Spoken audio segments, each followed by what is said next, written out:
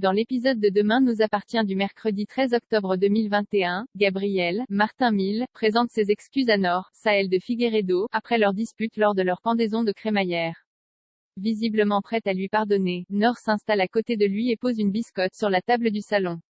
En voyant les miettes, Gabriel se met à les ramasser, ce qui met Nor hors d'elle.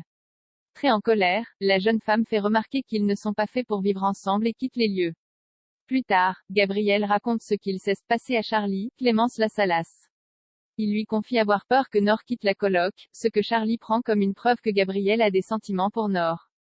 Pour se faire pardonner auprès de Nor et lui prouver qu'il peut être détendu, Gabriel monte un show au spoon et revêt l'une de ses robes. En le voyant arriver, Nor ne croit pas ses yeux. Elle le félicite pour sa prestation, et Judith croit voir des étincelles entre Gabriel et son ami.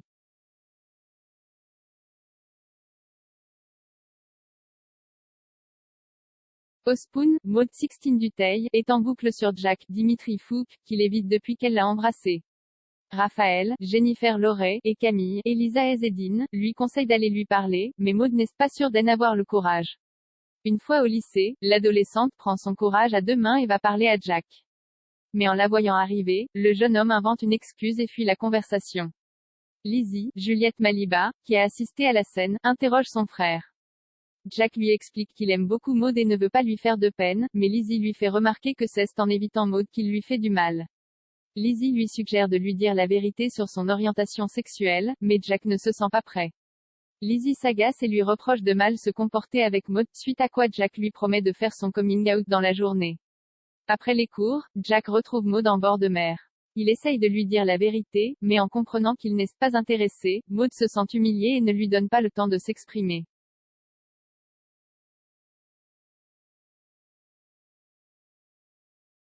Victoire décide de quitter Georges et a une vision sur Noah.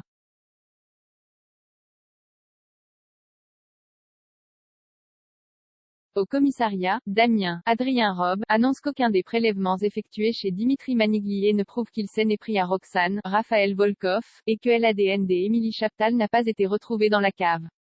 Convaincue de la culpabilité de Dimitri, Sarah, Camille Genot, souligne qu'il est peut-être très méthodique, mais Georges, Maël El Ajaoui, lui demande d'arrêter de baser l'enquête sur les visions de Victoire, Solène Hébert. Faute de preuves, Martin, Franck Monsigny, décide de libérer Dimitri.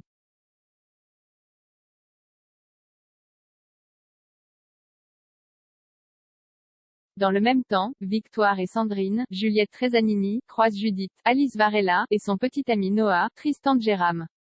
La fille de Chloé, Ingrid Chauvin, demande des nouvelles de Victoire, mais l'attention de cette dernière se porte sur Noah. En le voyant, le médecin a une vision d'Émilie en train de fuir son ravisseur dans la forêt. Après le départ de Judith et Noah, Victoire confie à Sandrine s'être sentie très mal en voyant le jeune homme et fait une crise d'angoisse. Dans la journée, Victoire rend visite à Sarah au commissariat. Elle lui raconte ce qui est arrivé avec Noah, certaine que celui-ci est lié au passé d'Émilie. En entendant Victoire raconter sa vision, Georges se met en colère et lui reproche de jeter son dévolu sur n'importe qui sur la base de visions délirantes. Blessée, Victoire quitte le commissariat, Georges sur ses talons. Le flic lui présente ses excuses, mais Victoire lui fait remarquer que leur histoire ne fonctionne plus. Elle lui confie avoir besoin d'être seule et laisse Georges le cœur brisé.